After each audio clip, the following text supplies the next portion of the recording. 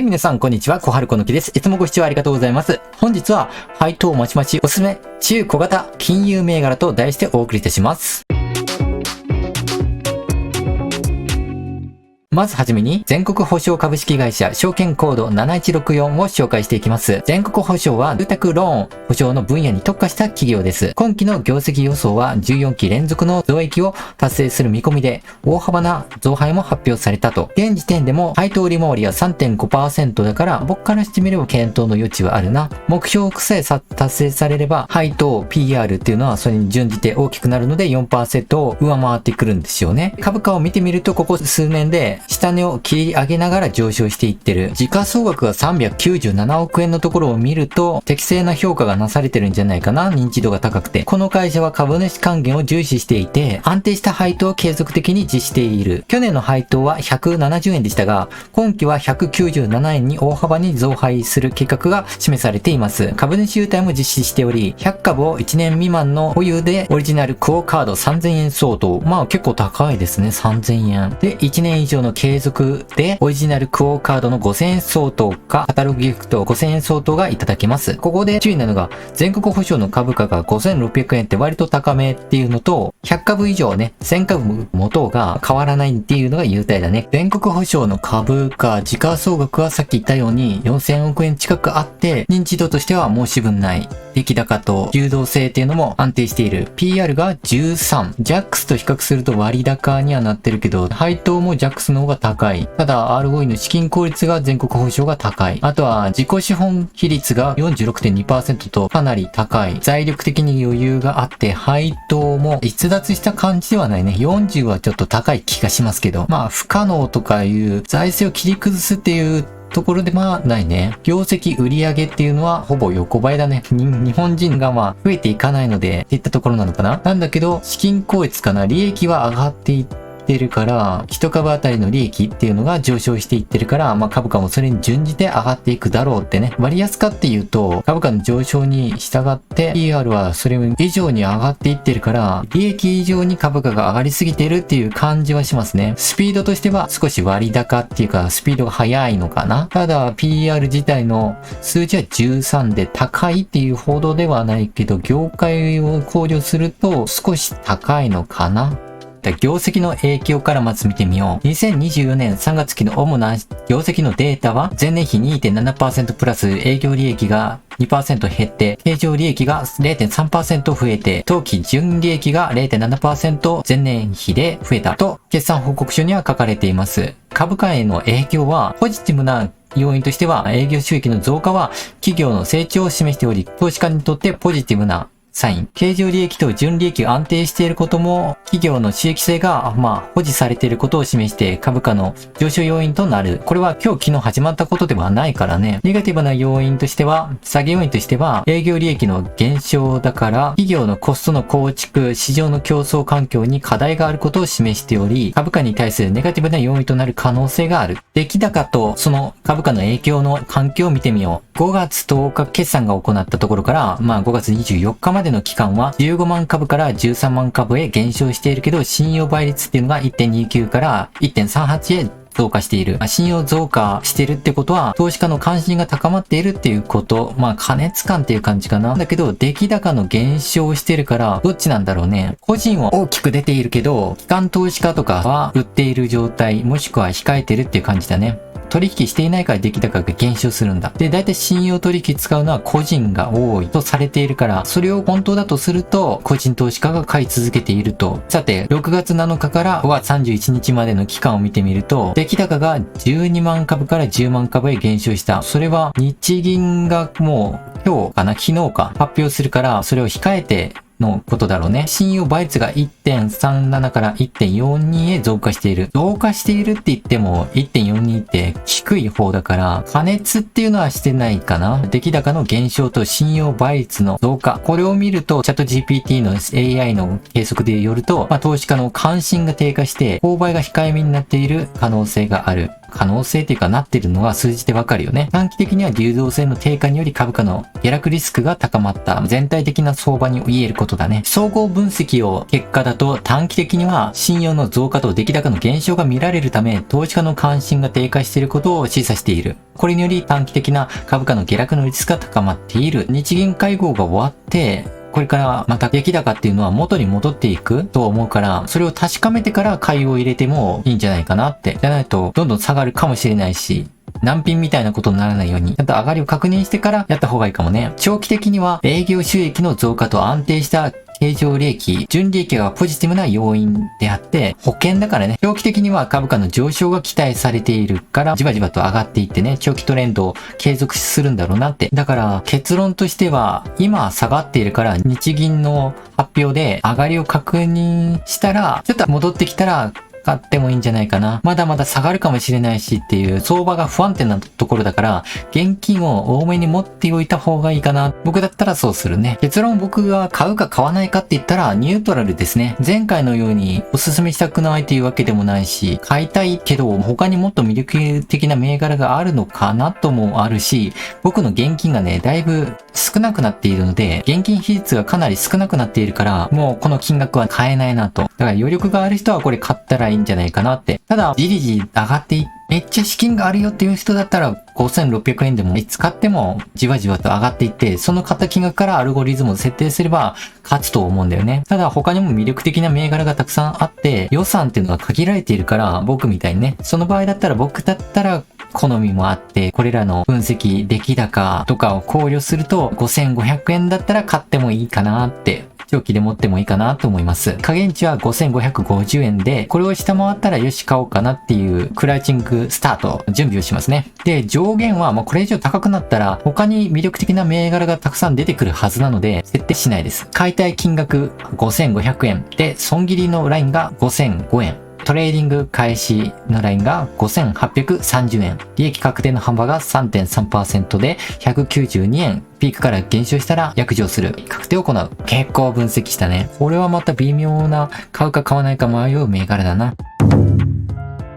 はい。もう一つの証券コード8584を紹介します。JAX はクレジットカード、ローン、新販など多岐にわたる金融サービスを提供しています。今期の業績予想では減配が発表され、株価は急落後もじわじわ下げています。現時点での配当利回りは 4.35% と高まっている。ここは買わない方がいいんじゃないのって教科書では書いてあるけど、ハンターの僕としてはすごく魅力的な銘柄を見つけてくれたなと思います。現在の株価は4800円前後となっています。PR 株価収益率は 8.6 倍で、株価純資産倍率は 0.73% と1倍を切っているから、その銘柄もね、優待なり、同配なり頑張ってくれるだろうって予想はされますね。僕はそういうのをね、信用しない派なんで、もうね、実績で数字でもって証明しろと。買うか、買わないか。これからどうなるかって言っても、僕たち人間が予想する未来なんてもう外すわけですから。っていうかもう運だよね。今の株価、あと信用倍率、見えている数字で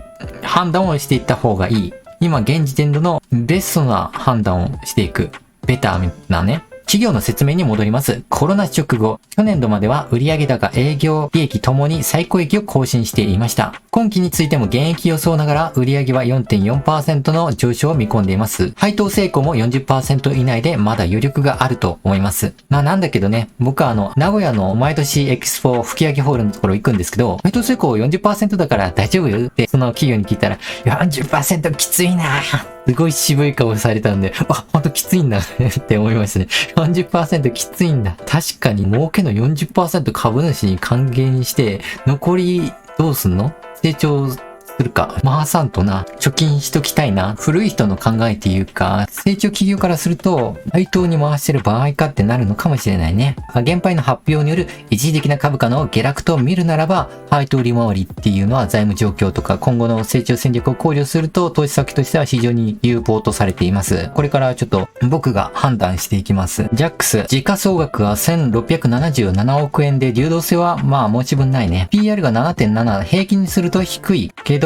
これは業界と比較しないと意味がない。他のオリエントコーポレーションから比較すると 8.6 倍だから、まあ全然一緒だね。ここはほとんど気にしなくていい。配当利回りが株価の下落とともに上がっていってるから、オリエントコーポレーションよりは魅力的。ROE の資金効率も上。だから指標的に見ると JAX が魅力的ということにはなる。問題はその出来高とか信用残高とか細かく見てみて、本当に買い時かというのを定める必要がある。株価がこれだけの変化で業績が悪いっていうことが嫌悪されて下落して、それに対して PR っていうのはあくまで業績が予想より落ちたっていうだけであって、あまり変化はないのかな。やっぱり収益が若干悪化してるから割高にはなりつつあるんだ。でも相場通りだし、特に問題ないかなって。人間の意識的には、まあこんなもんだろう。許容範囲だし、業界からしても平均だから全然そこは安全だ。売上は安定して上がっていってるね。配当成功も 40%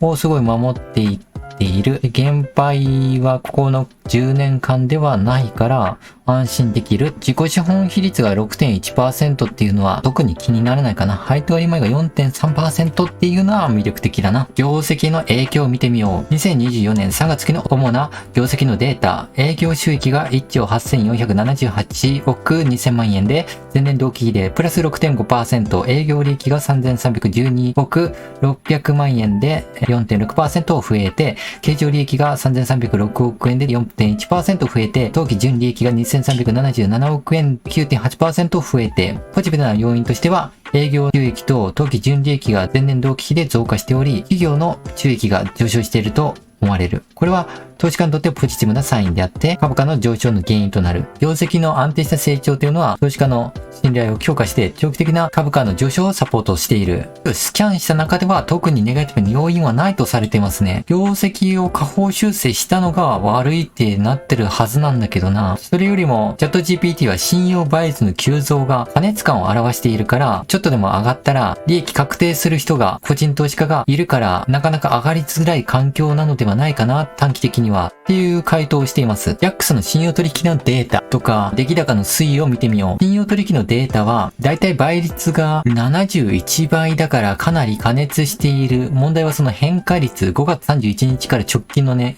6月7日に対して20倍くらいで 35% 上昇しているから、多分この急落後にエントリー、やっぱり割安でしょうと思って、これから上がるでしょうって思って、レバレッジ効かせて予買をする個人投資家が多かったっていうのが数字で見てわかりますね。出来高は特に変化は特段ないですね。強いて言うんだったら 15% くらい減少したのかな。9万株から8万株への減少。これもね、出来高が減少していて、信用倍率が 31% 上がっているんだよね。信用取引する人って分かってないのかなって思っちゃうよね。だってこれ出来高が少なくなっているっていうことは、参入してくる人より抜けていく人が多いわけだから、新しくこの値段で買うよっていう人より売る人の方が多いわけだから、どんどん値崩れしていくに決まってるじゃないですか。信用取引をする個人投資家が、たとえこれ71倍だとしても、現物と比べて無視できる量だから、あくまで心理を探るとして、個人投資家からはかなり期待が集まっているし、配当利回りが目当てかもしれないし、いずれにしても短期的には変わる銘柄ではないとされていて、僕も同意見です。出来高の増加を確認して、さらに下げ止まってレンジ相場になって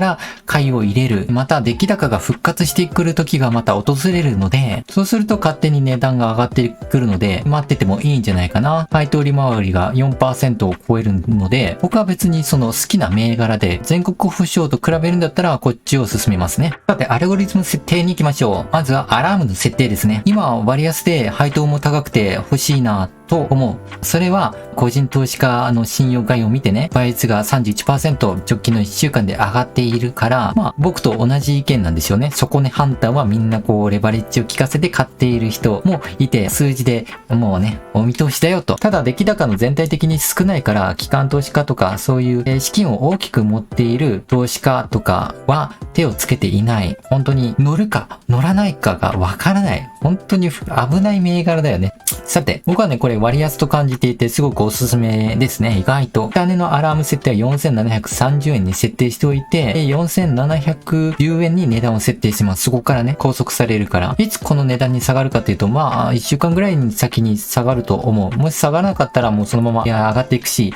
その場合は、まあ見逃してもいいかな。運がなかったということで、僕だったら、そうだね。この4710円で買いますね。まあ予算があったりとか、IPO 株で予算が埋まってなければですけど、あと優待があればいいんだけどね。さて、損切りのラインが4286円で、トレーディング開始のラインが4993円。配当利回りが 4% 超えて 6% の利益が出たら、十分利益を出して、次の割安になった落ちた銘柄に買ってっていうのもいいんじゃないかな。そっちの方が資金効率が高いんじゃないかなって僕は思ってるんですよ。利益確定の幅はピークから 3.3% 下落して165円くらい下がったら利益確定を行うと。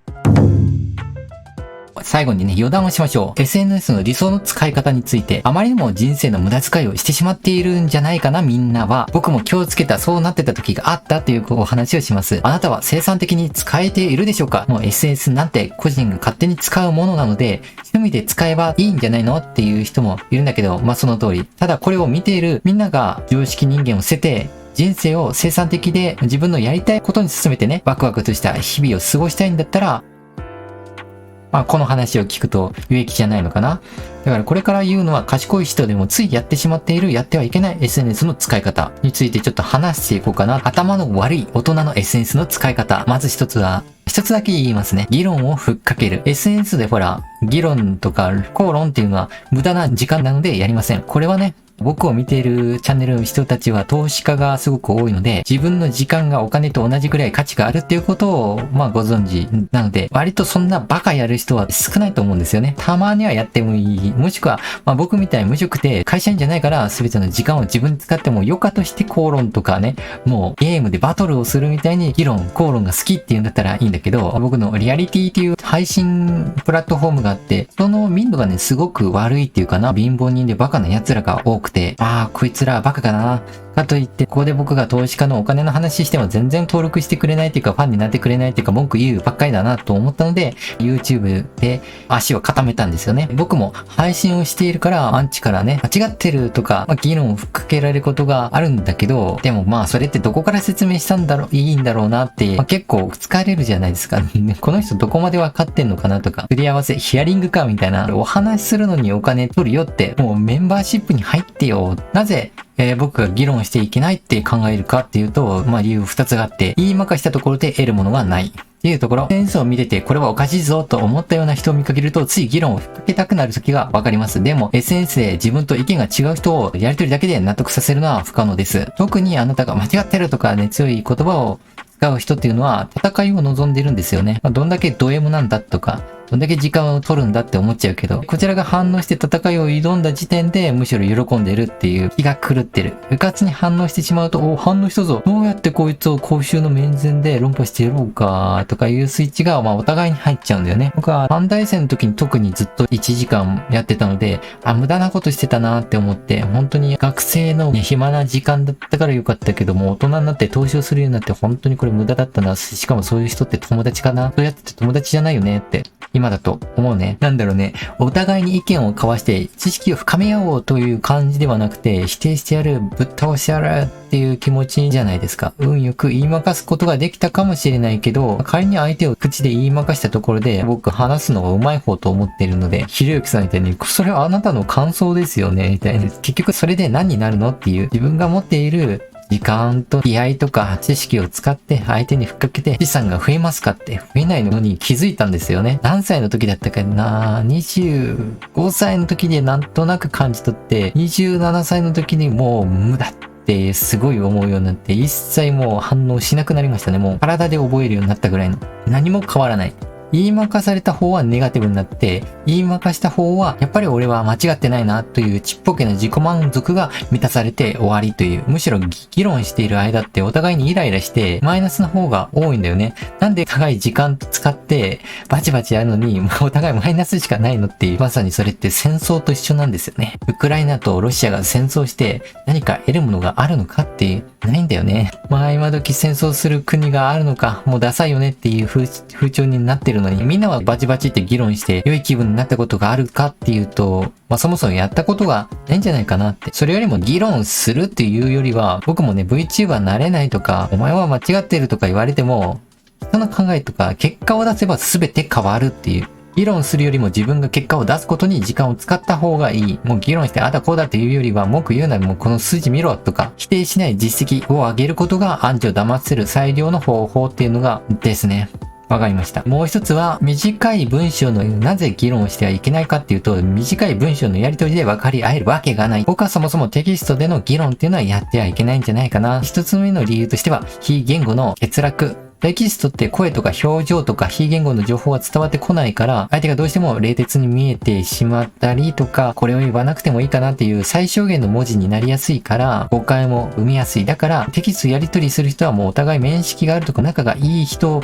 だけでやった方がいいんだよね。テキストでやり取りしてて、自分を守るためにこちらも攻撃的になったりとか、感情的になったりとか、結局そのテキストだけだから感情も伝わらないっていうね。二つ目が前提条件が確認できない。時間を置いたテキストの反応だと、細かく相手の考えを質問して理解を深めていることっていうのはできない。議論っていうのは多くの人が思っている以上に、相手の考え方、土台としている前提を徹底的に理解しないとできない。それぞれ議論する相手がこうすべきだと同じ主張を言っていたとしても、仲間が同じことをコミュニティで言ってたとしても、意外と背景にある考えはバラバラだったりするように、例えば VTuber はバカしかやらないから見てはいけないとかいう人がいたりとか、それはゲームと雑談しかしないっていうイメージがあるから、そっから子供に見せたくない、自分が見たらバカになってしまうなっていうような投資家の方が多いんじゃないかなと思ってます。でもね、僕みたいに変わった人もいるよっていうのを分かってるといいんだけどね。あとは主張の強弱にも差があったりして、絶対見るのも嫌っていうのもあれば、株価を知りたいから、春この木ぐらいだったら見てやるかみたいな。VTuber 嫌いだけど、ちょっと知りたいこと言ってるし見てやるかみたいな強弱はあるよね。その裏には無限の考え方があって、だからテキストのやり取りって分かり合えないし、その前提条件っていうのも分からないし、意外とすれ違ってることの方が多いんじゃないかなって。主張に裏にある価値観や考え方を何度かテキストのやり取りだけで理解することなんてできるのかなって、不可能かなとされています。もう僕もね、何回も人生っていうかな、やり取りを繰り返すために、もうクズみたいな人間と会うたびに分かってきて、何回も期待するけど何回も裏切られてもうね、期待するのやめました。完全に実績があるやつ、もしくはメンバーシップに貼って、その数字っていうのもお金払ってもいい。これだけの気持ちがあって出資してきたんだ。もしくはめっちゃ金持ってるから、もうこの5000円ぐらいも造作もないよっていうような人。そういう人に話しかけたら当たる確率っていうか、今のところほぼ 100% ぐらいなんで、やっぱり実績っていうかな、SNS で言いまかすということはしないっていうよりも、僕はもっとそれ以前の問題で、実績のない人に話しかけない、相手にしないっていうことを僕はもう意識してますね。正直言って僕は人のことをね、クズとかは言いたくないけど、みんな対等に話している時間っていうのはないし、どうしても優先順位をつける必要がある。どうでもいい人を僕はいい人って期待しちゃうから、もうね、心の中で、こいつはクズだ。だから付き合うなよ、小春みたいな自分で言い聞かせるんだよね。リアルであったとしても、ちょっと髭が不精髭でメンテしなかったりとか、衣服が整ってなかったりとか、見るからに貧乏そうな人にはもう話しかけない方がいいですね。僕のこと手伝いたいよ、力になるよっていう人で、お金もなくて、この日会おうって僕が言ったら、今はちょっと年金が出てないから、お金が支給されてないからガソリン代が、とか、ね、今考えてみるとバカだな。そんな金も払えない人と会ったところで何になるのかって。で、あったんですよね、結局。で、ランボルギーニ写ってる写真があって、私の社長の車みたいな。お前じゃないんかいみたいな。こういうことを社長ができるから、俺紹介できるよとかね。お前じゃないんかいとか。結局お前何ができるんだってっていう人でね、結局何も役に立たなかったなっていう記憶、何も時間もね、労力も、あと僕の期待も無駄にしたなって思いますね。皆さんそういうことありますか？というより僕より長い年月っていうか2倍くらい長く生きてるので、あると思うんですよね。もう僕はすごくこのように幻滅しました。その時はね、お金持ちの方が性格がいいっていうのをね、もう実体験で分かって本でも書かれて YouTube でも聞いて、だから YouTube やってコミュニティをやっててよかったなって思いますね。というわけで終わろうと思います。ちょっとね、メンバーシップみたいなことをついつい時間があるからつぶやいて話してしまいました。それでは皆さん、投資も仕事も全力でやっていきましょう。遊びも次回の動画でお会いしましょう。バイバイ。